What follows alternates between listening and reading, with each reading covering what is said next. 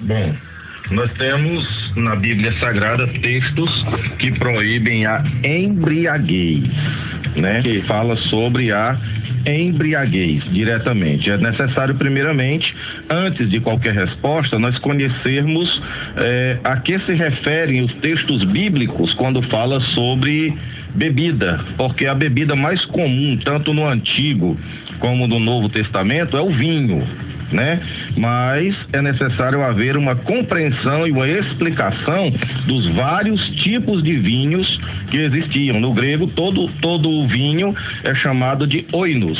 E isso se refere, essa palavra está dirigida a tanto os vinhos alcoólicos, os fermentados, como também os sucos de uva, que também são chamados de vinho, né? Que são aqueles não fermentados, aqueles não alcoólicos, que são aqueles também que servem como alimento.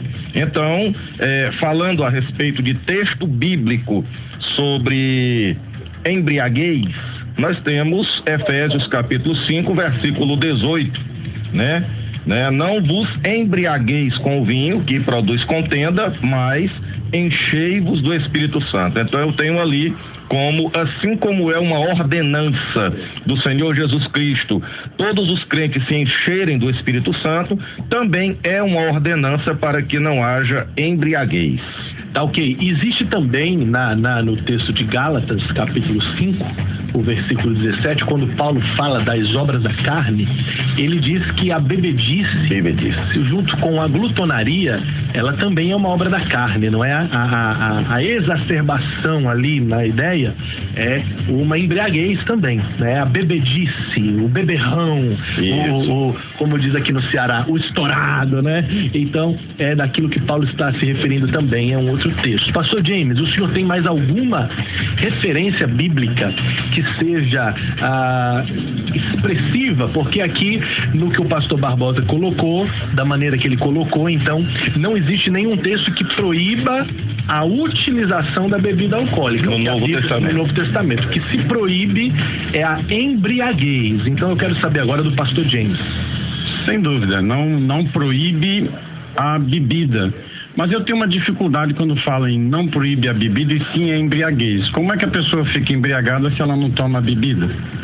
Então, implicitamente, quando ela fala em Efésios 5,18, não vos embriagueis com vinho, para mim é a mesma coisa que dizer não beba.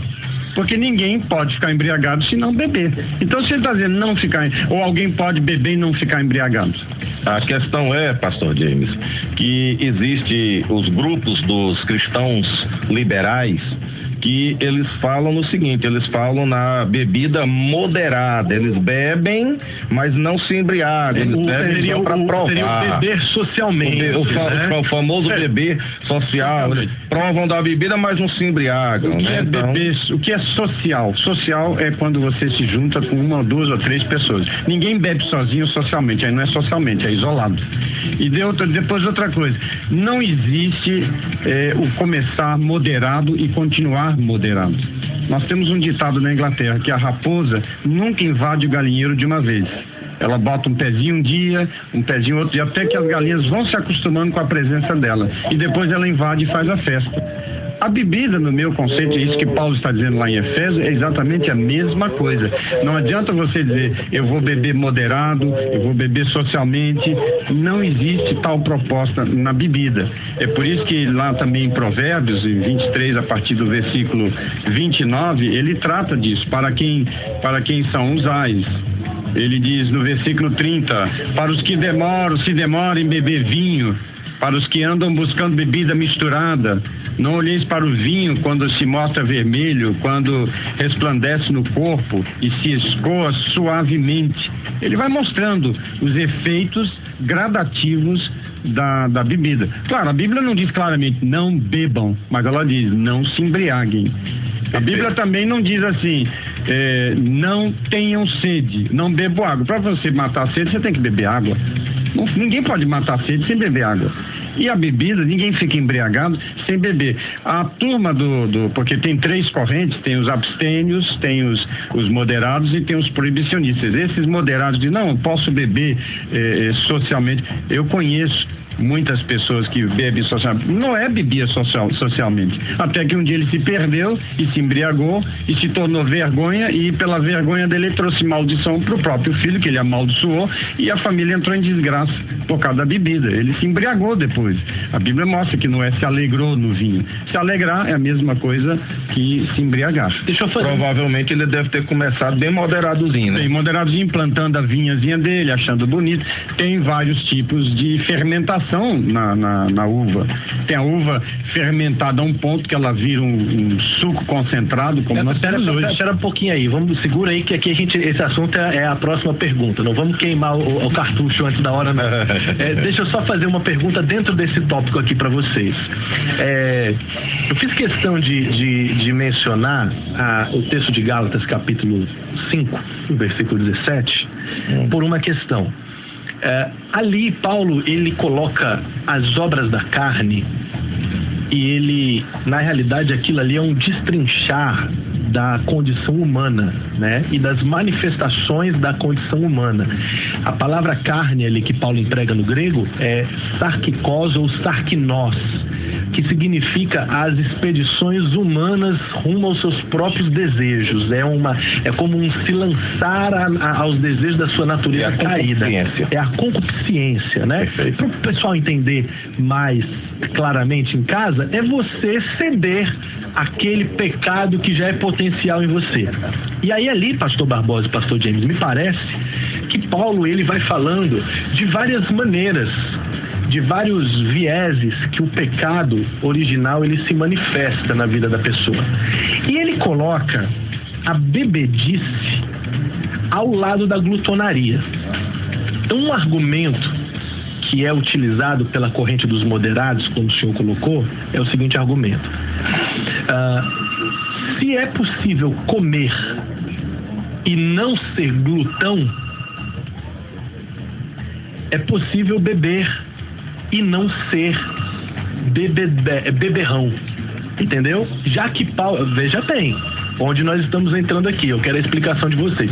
Já que Paulo estabelece uma conexão entre a glutonaria, inclusive abrindo um parênteses aqui, a glutonaria é um pecado, é uma obra da carne muito pouco falada, é pouquíssimo falada na igreja, né? Porque a maioria dos pastores são glutãos, pelo menos os que eu tenho conhecido aí em alguns lugares, eles falam muito da bebedice, mas não tocam na glutonaria, porque não vamos comer, aí aquele banquete, e comem até se estatelar, e muitos membros da igreja vão para aquela comilança. Eu não sei se o senhor acha que eu estou errado, pastor Barbosa, no que eu estou dizendo aqui, que há um espírito de glutonaria que às vezes opera em alguns lugares? Eu tenho visto isso. Eu vejo às vezes até pessoas que vão e passam mal de tanto comer, né? E é pecado. É pecado isso, né? E talvez não se toca muito nesse assunto, talvez eu estou colocando o dedo aqui na ferida, né? E eu não tenho problema em botar o dedo na ferida não, porque a gente tem que ser profeta, né? Então o profeta denuncia essas coisas. Mas é algo que não é falado. Não é falado porque é uma prática corrente. Não, vamos lá e vamos comer até morrer. Porque comer é bom. Comer até sai pelo nariz. E é uma obra da carne, elencada como... O senhor pode ler o texto aí? Pode? O versículo. Tá aqui, eu estou com o versículo aqui em Gálatas, capítulo 5. Você falou no 17, mas o versículo específico é o 21. Se inicia no 17. Isso. Né? 16, 17, aí o versículo principal aqui é o 21. É o 21 que fala sobre invejas, homicídios, bebedices, glutonaria e coisas semelhantes a estas, acerca das quais vos declaro, como já antes vos disse, que os que cometem tais coisas não herdarão o reino dos céus. Então fica aqui, eu sei que não é o nosso assunto do debate, mas já fica aqui uma palavra, né, sobre a glutonaria. Ela é uma obra da carne. E a bebedice, ela está anexada a ela ali. Então eu queria perguntar para vocês, eu queria que vocês dissessem sobre isso. A diferença que eu encontro é que o glutão, o que come demais, ele também está cometendo um pecado, é gula, né? É um pecado de glutonaria, Mas a comida não tira a pessoa do seu senso normal, por mais que ele coma. Pode passar mal, pode sentir uma indigestão, pode sentir uma dor de barriga, né? Mas não fica bêbado. Não, a comida não embriaga ninguém, né? É pecado? É. Agora, se a pessoa também abusar da mesma forma, né? Tiver assim, digamos assim, abusar, como abusou da comida, abusar da bebida, a diferença é porque ele vai sair do seu consciente, do seu senso normal, por causa da embriaguez, né? Por causa do álcool. Não é isso? Dentro da bebida. Então, é pecado, os dois são pecados. Os efeitos é que são diferentes. Tá certo. Tá certo? Tá ok. Os dois são pecados, são obras da carne, os efeitos são diferentes. Então, pelo que a gente está chegando aqui numa consideração, eu quero lançar uma segunda pergunta. Eu tive um pastor que ele foi e é meu pai na fé, é um mentor espiritual e é, na minha opinião, o maior homem de Deus que eu conheci. 37 anos pastor da mesma igreja. E ele foi um alcoólatra antes de se converter ao evangelho. Ele teve um sério problema com a bebida. Ele bebia de cair pelas ruas. E uma vez eu perguntei para ele: pastor, qual é a sua relação com a bebida? Ele disse assim: eu não bebo nem biotônico Fontoura, porque tem álcool. E eu tenho um gigante que está dormindo, está domado, e eu em momento nenhum quero que ele se levante novamente. Os moderados dizem o seguinte: as pessoas que têm um histórico com álcool, um trauma alcoólico, como foi até o caso que o Filipão disse aqui numa mensagem que ele acabou de me mandar, dizendo que a melhor coisa que ele fez na vida dele foi entregar a vida para Jesus, lutar pela família e deixar a bebida. Porque se ele não tivesse deixado a bebida, ele não conseguiria caminhar com Jesus e nem conseguiria lutar pela família, pelo histórico da bebida.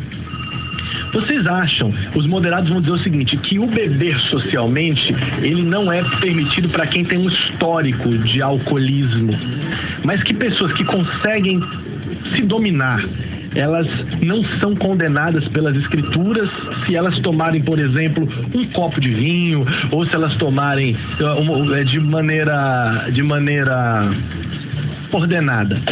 Pastor Barbosa, o que o senhor pensa sobre essa argumentação? Eu vou dividir essa resposta também com o pastor James.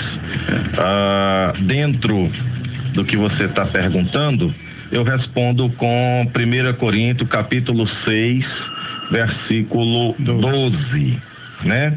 Que diz assim: todas as coisas, é o apóstolo Paulo falando, todas as coisas me são lícitas, mas nem todas as coisas convêm.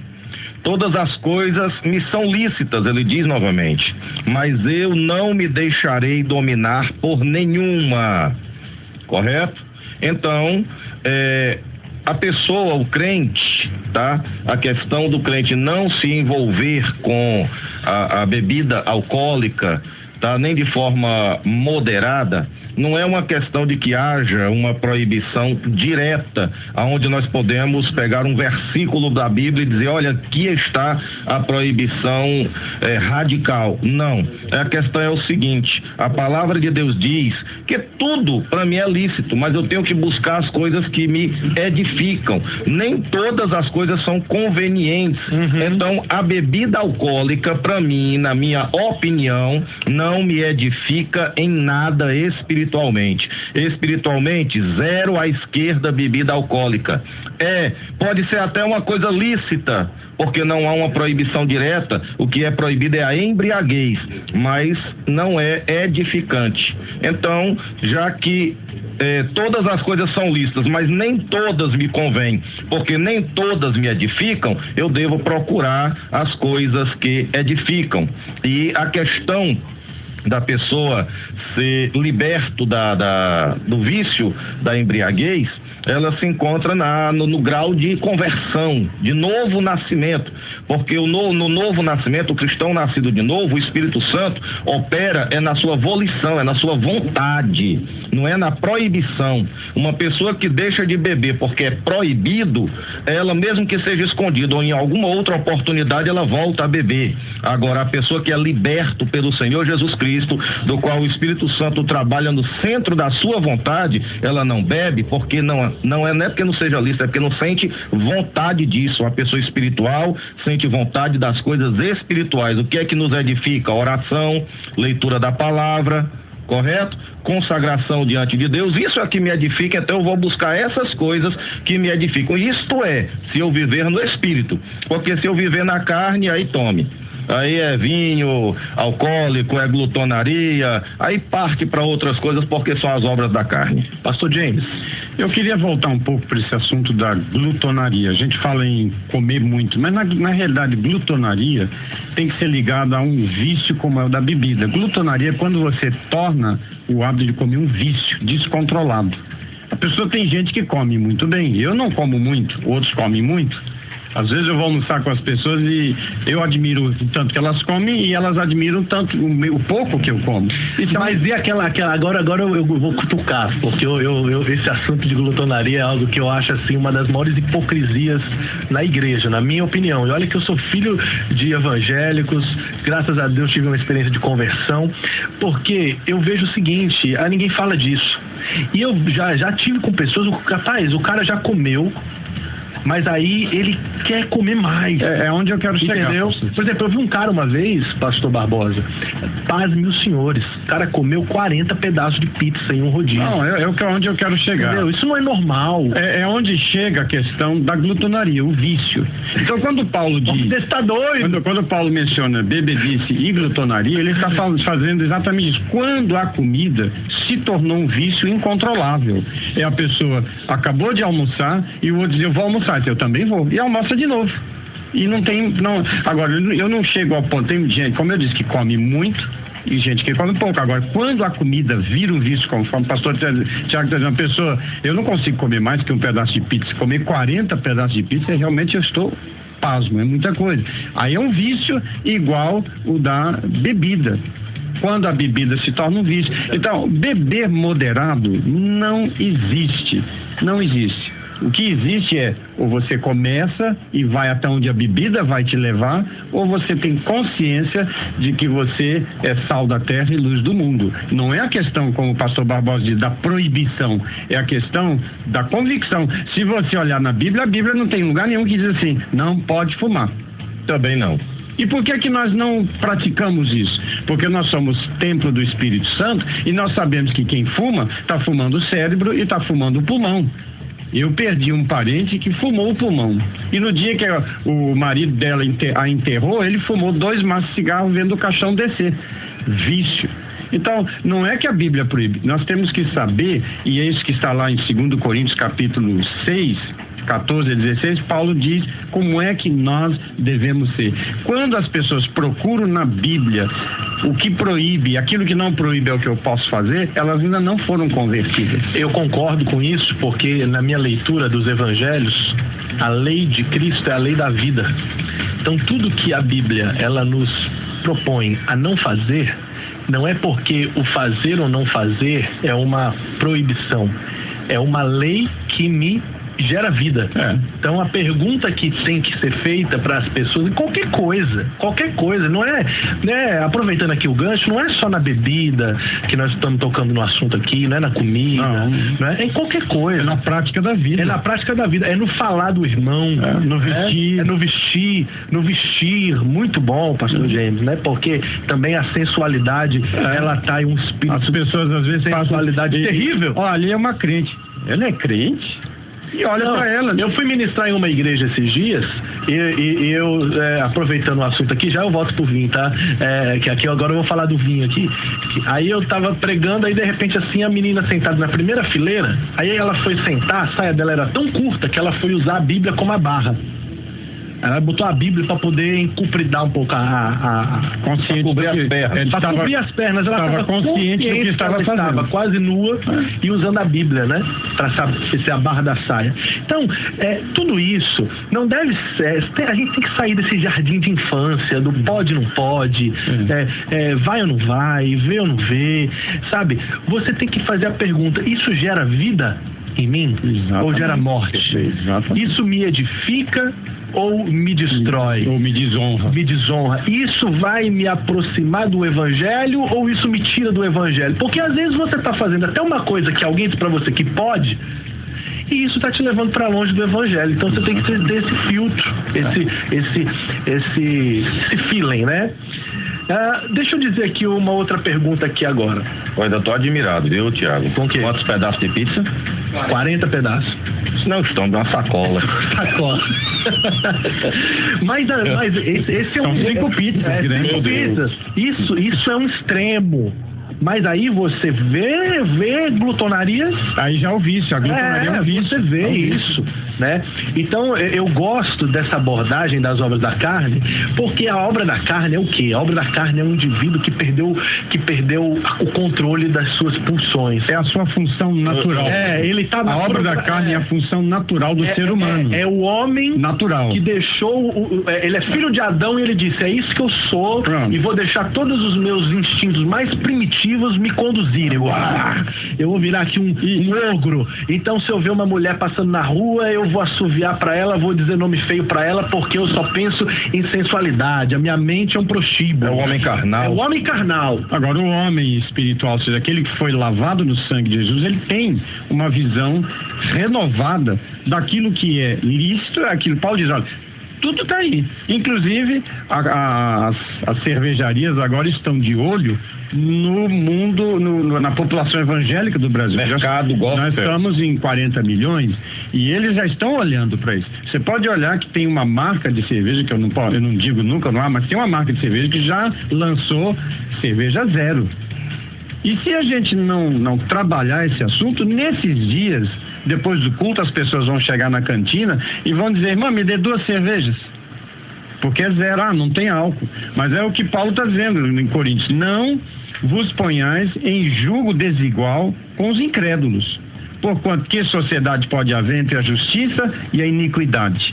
Ou que comunhão da luz com as trevas? Ou nós somos um diferencial convictos e não convencidos, porque se eu não sou convicto, ninguém vai me convencer. Eu digo a mesma coisa de dízimo e oferta. Você pode falar a noite inteira sobre dízimo e oferta. Se não está no coração da pessoa, ela vai continuar a mesma coisa, vai ficar com a mão fechada.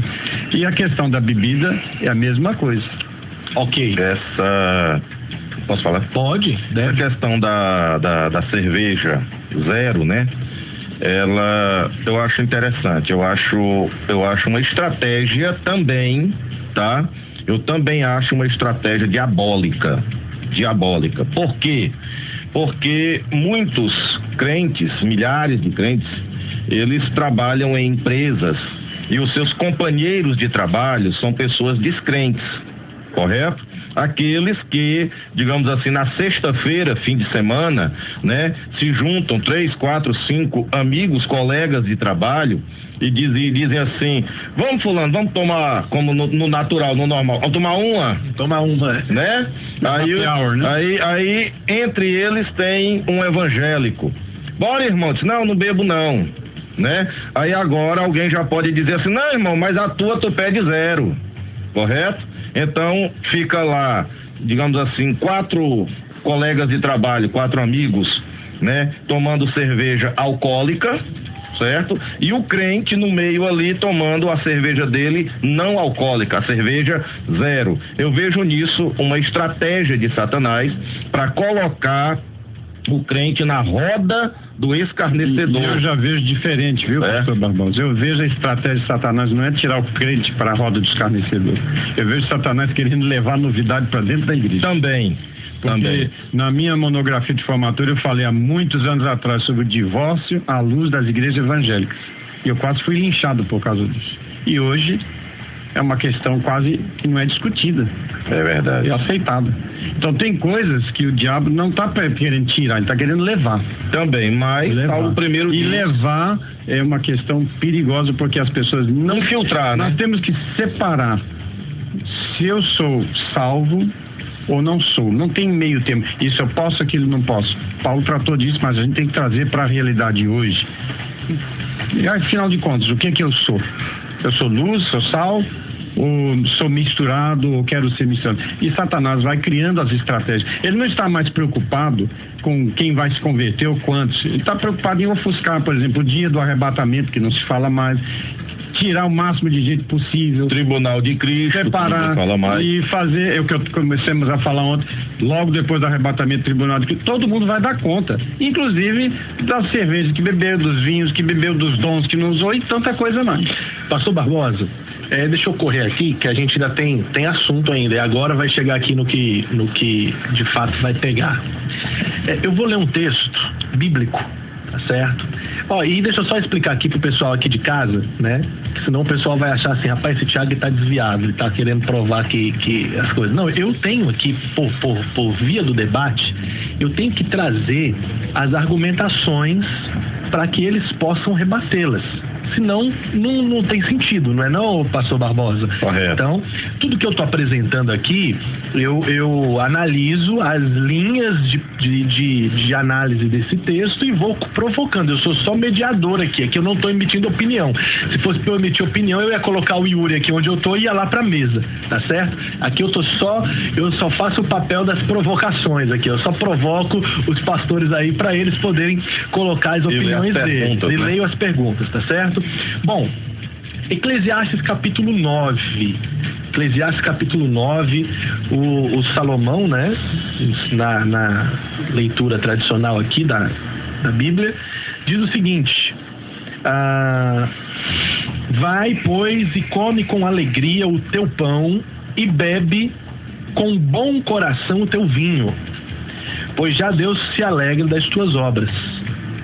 Em todo tempo sejam alvas as tuas vestes e nunca falte o óleo sobre a tua cabeça. Certo? Esse é um dos textos. Nós temos também Joel, capítulo 1 e o versículo 10. Vamos lá aqui para o profeta Joel, capítulo 1 e o versículo 10. O campo está assolado e a terra triste, porque o trigo está destruído, o vinho, né, ou em algumas traduções do mosto, se secou e o óleo falta. Aí você vai ver depois o próprio profeta Joel sendo utilizado pelo Espírito Santo, e ele vai dizer o seguinte: eu vos restituirei o trigo e o mosto, que é o vinho. Então, o próprio Deus dizendo através do profeta Joel que daria de volta o vinho para o seu povo. Aí nós vamos ter também outros textos, como por exemplo, quando Jesus diz que João Batista veio sem comer e sem beber, porque era nazireu. João Batista era nazireu, né? Lucas 7. Então não podia tomar bebida forte, não podia, como Sansão, por exemplo, né? Não podia tocar em bebida forte, não podia tocar em nada morto. Aí Jesus vai dizer o seguinte: olha, João Batista, que era nazireu, veio sem beber e sem comer, que só comia gafanhoto e mel silvestre, e vocês não o aceitaram. E o Filho do Homem vem sem ser nazireu, porque Jesus não era nazireu. É bom até a gente deixar isso aqui claro. Tem um hino por aí que diz que ele tem cabelos longos porque ele é nazireu. Jesus não era nazireu. Não tem nenhum texto bíblico que diz que Jesus tenha feito voto de nazireado. Aí Jesus vem, aí ele diz: o Filho do Homem vem comendo e bebendo, e vocês o chamam de comilão e de beberrão e de amigo de pecadores. E aí então isso acaba provocando pessoas a dizer o seguinte: não, a bebida alcoólica na Bíblia não é censurada, porque até o próprio Jesus bebeu vinho. O próprio Jesus transformou água em vinho nas bodas de Caná da Galileia. Então eu sei que os senhores têm aí uma explicação bem produzida sobre isso. Então eu queria que vocês respondessem: que vinho é esse que Salomão mandou beber, que Deus disse que ia restituir para Israel, porque era a alegria do coração deles, e que Jesus bebeu, porque João não bebeu, mas Jesus bebeu, ele mesmo disse que o Filho do Homem vem comendo e bebendo, e vocês chamam ele de beberrão, e que vinho é esse que Jesus multiplicou, na opinião de vocês? Pergunta vai para quem começando aqui. Quem quiser começar aí entre os dois, quer começar, pastor James? Começa aqui, então, por favor. Eu volto lá para o texto que o irmão leu, em Provérbios, em Eclesiastes. Ele diz: vai, pois, come com alegria o teu pão. O pão da alegria. Ele não fala que toma o vinho que dá alegria. E depois ele diz que Deus se alegra nele, não diz que ele se alegra no vinho. E Jesus também foi claro quando ele diz, claro, João Batista era nazireu e ele foi conhecido como beberrão e glutão. Tem que analisar muito essa questão, pastor Tiago, do vinho, a fermentação do vinho, a tecnologia do teor alcoólico do vinho que nós temos hoje. Não é nada comparado com o vinho que era produzido naquele tempo. Não havia nem as técnicas disso. O vinho, sim, era fermentado em odres de couro. O vinho fermentado alcoólico é fermentado em barris de madeira e deixado ali para produzir o teor alcoólico. Assim mesmo ele não passa de 10, 11% ou mais que eles queiram. Mas o vinho que Jesus bebia, que o judeu também bebe, a cultura deles, e que fala no Velho Testamento e está aqui também em Eclesiastes, não é um vinho que alegra, ou seja, que tira o cérebro, a cabeça, a mente do entendimento. Eles tinham costume disso. Eu não vejo que Jesus bebia vinho de se alegrar. Como também pergunto assim, mas e o vinho que Jesus transformou? Creio também que não era o vinho que alegra, embora o mestre Sala diz, olha, primeiro se põe o vinho bom e depois que as pessoas se alegram, ou seja, que estão mais ou menos desequilibradas, é que põe o vinho ruim, elas não vão perceber. Mas o vinho que Jesus trata, o vinho que nós tratamos, tanto no Velho Testamento como no Novo Testamento, não era um vinho fermentado de teor alcoólico, mas era um vinho fermentado concentrado e que não produz alegria. Se bem que tinha também o vinho de teor alcoólico, senão o Paulo ia dizer, não se embriague com o vinho. Tinha vinho que poderia embriagar. Até porque nós temos textos, né, pastor Barbosa, na Bíblia, de hebreus que se embriagaram, né? Alguns casos, por exemplo, Noé, que não era hebreu ainda, mas vinha já nessa aliança, né? E a embriaguez acabou no caos. Nós temos o Aminon, né? Que se embriagou. Nós temos Sansão, que se embriagou, que não podia, né? Nazireu. Então, assim, o vinho alcoólico, ele também estava presente dentro da cultura de Israel, não claro. Só o vinho. Tinha as duas formas, não com teor alcoólico de hoje, mas tinha. Tinha, porque o teor alcoólico hoje é técnica. Né? Uma pura técnica. Eles aguçam o flavorim, que é o que aparece depois no suco que os médicos alegam que é bom para a saúde, o flavorim, que não está presente no suco de uva. Eles tinham as duas técnicas, não nos teores de hoje. Mas eu não vejo Jesus tratando desse assunto de beber vinho de teor alcoólico. Bom, essas passagens aí, bíblicas que você lembrou, a respeito de Noé, né, Aminon, a respeito de Ló, as filhas de Ló embriagaram ele, o próprio pai, né, e depois tiveram relações sexuais com ele. O senhor percebe que em todos os textos que diz que eles se embriagaram, o resultado sempre foi péssimo? Isso é o que eu ia dizer agora, nunca o resultado foi bom. Todos os resultados foram maldição. Todos. A embriaguez de Noé gerou uma maldição terrível sobre o seu próprio filho. A família. A embriaguez das filhas de Ló provocou um incesto. Provocou um incesto, depois o próprio Deus mandou destruir aquela nação toda. Tá certo? A embriaguez de Herodes provocou a morte de João Batista. Exatamente. Correto? Não existe uma embriaguez que eu conheça. Acabou trazendo desgraça. Acabou com o ministério de Sansão, a embriaguez de Sansão, trouxe cegueira para Sansão, né? Então não existe nenhuma referência bíblica. Alguém que tenha ficado embriagado na Bíblia, que isso tenha terminado bom ou que tenha terminado em alegria. Sempre terminou em maldição, em desgraça, em alguma coisa ruim, em morte, tá? Em ministério terminado. Então nós devemos o quê? Ter essas coisas como exemplo, né? Abrirmos os olhos e procurarmos as coisas que nos edificam. Respondendo sobre a sua pergunta a respeito de Lucas capítulo 7, versículo 33 e 34, diz assim: porque veio João Batista, que não comia pão, nem bebia vinho, se bem que o nazireu podia comer pão, né? E dizeis, tem demônio. Veio o Filho do Homem, que come e bebe, e dizeis, eis aí um homem comilão e beberrão de vinho, amigo dos publicanos e amigo dos pecadores, né? A questão é a seguinte: existiam vários tipos de vinho lá em Israel. Nessa passagem bíblica, diretamente em Lucas capítulo 7, versículo 33, a palavra usada no Evangelho de Lucas dentro do original grego é oinos.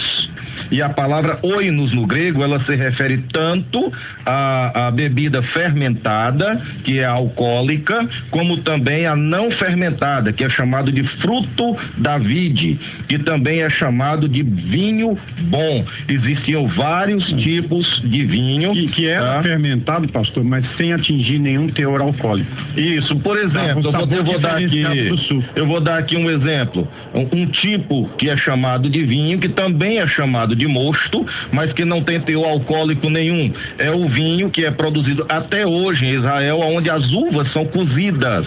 Exato. As uvas são cozidas e dela se extrai um xarope grosso e ela fica mais, o suco fica muito mais doce e a presença do açúcar não permite a presença do álcool, correto? Portanto, eles ferviam as uvas, faziam dela um xarope e depois eles, usando uma palavra que todo mundo vai conhecer, eles desdobravam com água e se tornava um vinho excelente, uma bebida doce que, por sinal, é alimento. E até hoje essa bebida é feita em Israel e é vendida. Que hoje existe no Brasil, que é o suco concentrado. Concentrado. Se você dilui na água, ele vira um vinho excelente, ele vira um suco de sabor diferente. Pronto, dependendo do tempo de fervura, tá?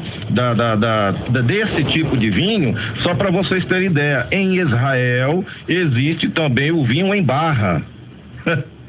O vinho em barra. Chamado liofilizado. Exatamente, do qual as pessoas produzem através desse processo. Não tem nada de álcool, tem o alcoólico zero. Um vinho gostoso, ele só precisa ser diluído em água. O liofilizado. Tá certo? Esse vinho é chamado de vinho bom e também é chamado de mosto. Então nós precisamos saber a que se refere a Bíblia Sagrada, né? Por exemplo, o vinho que Jesus Cristo transformou a água em vinho naquelas talhas, que, diga-se de passagem, eram quase 600 litros de água que estavam ali para a purificação dos judeus. Aquele vinho ali, ele representava, na verdade, o sangue de Jesus Cristo. Ele estava dizendo o seguinte: olha, a partir de agora, não é as águas da purificação das cerimônias judaicas que vão purificar vocês, é o meu sangue, do qual eu estou representando através deste vinho que eu estou produzindo para vocês. É o meu sangue que vai trazer a verdadeira alegria. E o sangue de Jesus é puro, não pode ser fermentado. Por quê? Porque na Bíblia, fermento é sinônimo de pecado. E era como se fosse o vinho liofilizado, que ele fez operou milagre. Isso. Interessante. Usou a água para diluir. E ele fez o vinho bom. O milagre foi duplo, porque além dele ter transformado água em vinho, ele fez o vinho bom, que deveria passar por um processo de fervura. Que não passou. Esse foi o milagre, transformar, fazer a liofilização em vinho sem processo de fervura. Então ele fez ali o vinho bom, o suco de uva doce, alimento, naquela festa, quase 600 litros desse vinho, e foi a alegria da festa. Pastor Barbosa, em dizer que ali foi para alegrar o povo, que o vinho era para alegrar. Na realidade, a visão de Jesus era alegrar os convidados na festa, para que não faltasse o vinho e a festa não terminasse em desgraça. A alegria era a festa, não a bebida. Podemos daqui a pouquinho falar também sobre o vinho da Santa Ceia, né, de Jesus. Pode já falar agora. Vamos lá, pastor Diego? Comece. a respeito da Santa Ceia. Muita gente diz, mas a ceia de Jesus tomou vinho, porque quando fala a palavra vinho, todo mundo só acha que só existe vinho alcoólico. Não, existem vários tipos de vinho. Por exemplo, um dos tipos de mosto, né, é a uva quando ela é pisada diretamente no lagar e se retira aquele suco de uva natural, adiciona-se um pouquinho de água, apenas passa por um sistema de filtragem, de peneira, e isso também é chamado de mosto. Existe também um outro vinho alcoólico terrível, muito ruim, produzido em Israel, que eles chamam de mosto, que eles colocam até um pouco de vinagre dentro, um pouco de absinto, bebidas amargas. Para a fermentação. Isso, e ela forma uma fermentação tão grande que, dependendo do barril ou dependendo do odre onde ele é colocado, ele estoura o odre. E que também servia como anestésico. Para também. Pessoas que estavam perto de morrer. Isso, perfeitamente. Como um ato de misericórdia para as pessoas que estavam perto de morrer, servia como anestésico. Por isso que Jesus não tomou na cruz. Não. Que é um anestésico para inibir as dores. E os escarnecedores, no dia de Pentecostes, no dia que a igreja foi batizada com o Espírito Santo, a fusão do Espírito Santo, disseram que eles estavam bêbados, cheios de mosto. Eles estavam se referindo a esse tipo de bebida fermentada. Isso, né? Então existem vários tipos de vinho fermentado, não fermentado, vinho alcoólico, não alcoólico, vinho doce, o vinho bom. O vinho bom, ele, vendido até hoje em Israel, ele tem esse nome, vinho bom, ele não é alcoólico.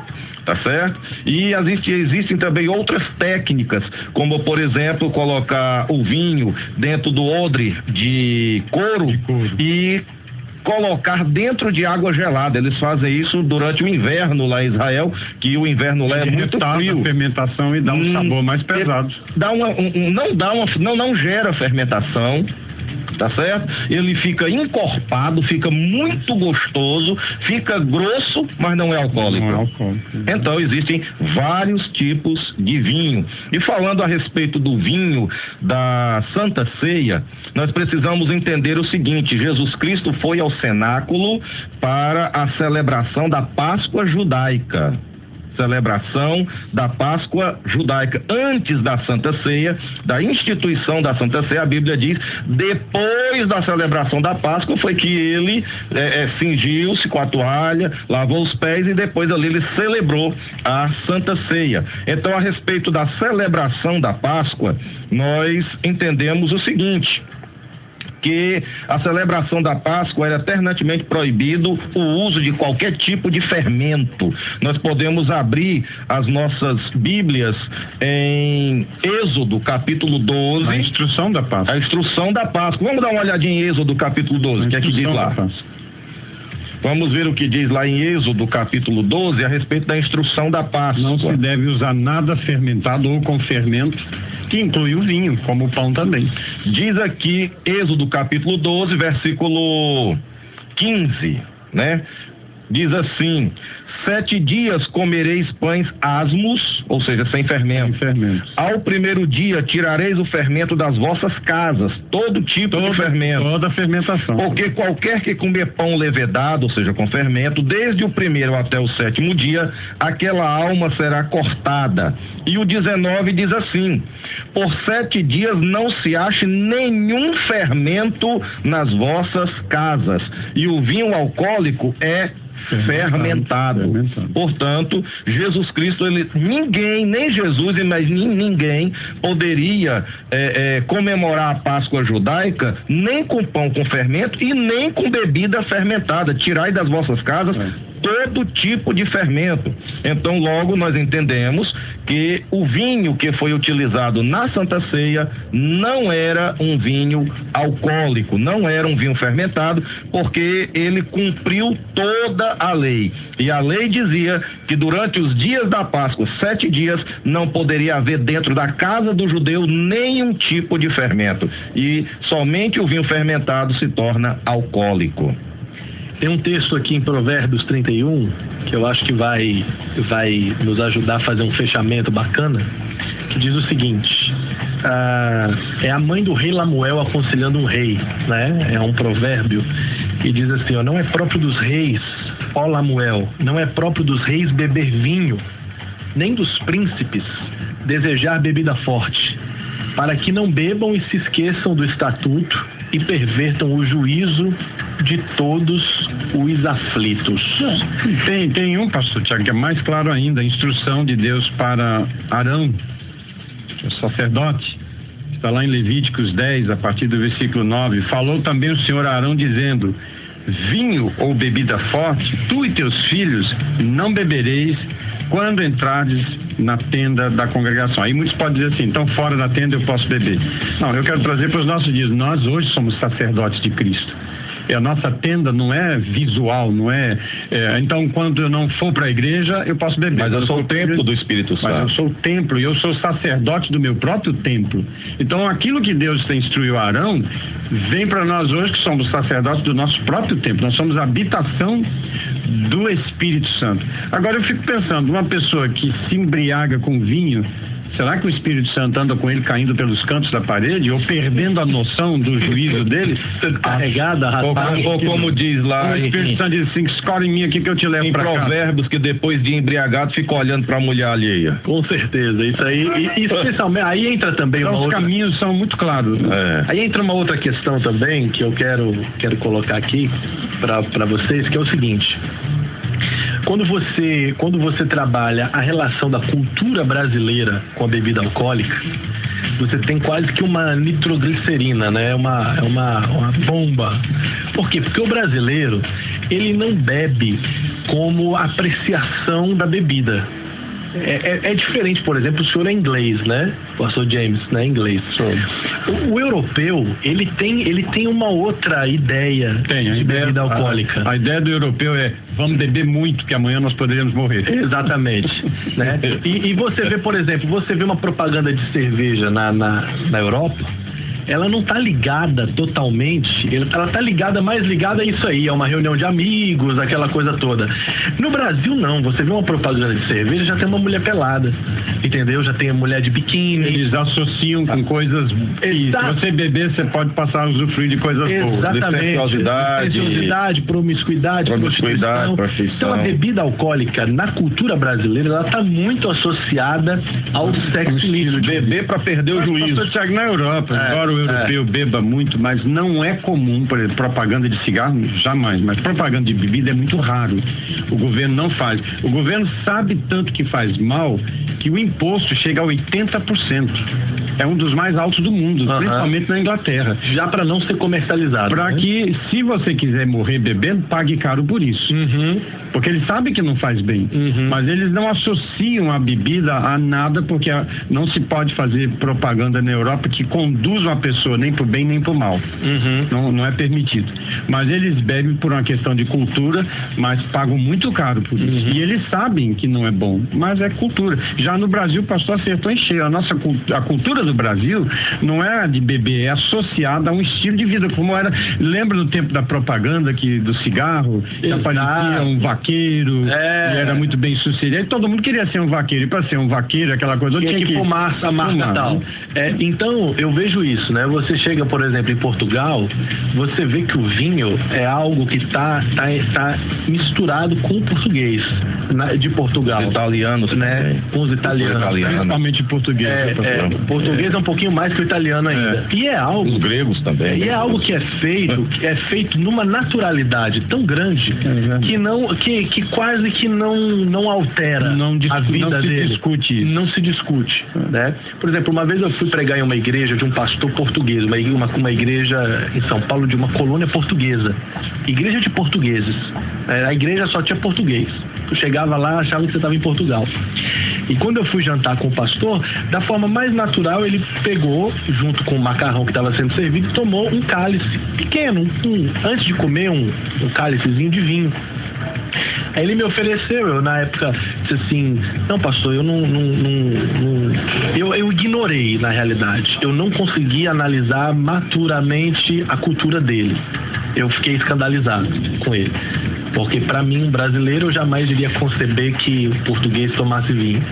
E E hoje não, hoje eu consigo entender que na cultura dele, aquilo pra ele é como se eu estivesse bebendo Coca-Cola, é uma coisa tão natural, só que eu consigo fazer esse filtro cultural. Eu vejo que no Brasil, o brasileiro ele não consegue pensar assim. Não. Ele pensa em bebida como estilo de vida, porta para males piores, né? E para droga, e é o primeiro passo, depois ele vai para droga, depois ele vai... Então também existe um pouquinho de questão cultural, tá certo? Então, eu queria que a gente caminhasse para a conclusão do debate. Eu ainda tenho que fazer aqui algumas coisas na publicidade, mas pastor Barbosa e pastor James, o que os senhores deixam de palavra para os nossos ouvintes, para um fechamento? Se você fosse dar um conselho para alguém que está nos ouvindo e está ali pensando assim, posso, não posso, bebo ou não bebo, qual é o conselho? O conselho é o do AA, dos alcoólatras anônimos, né? Evite o primeiro gole.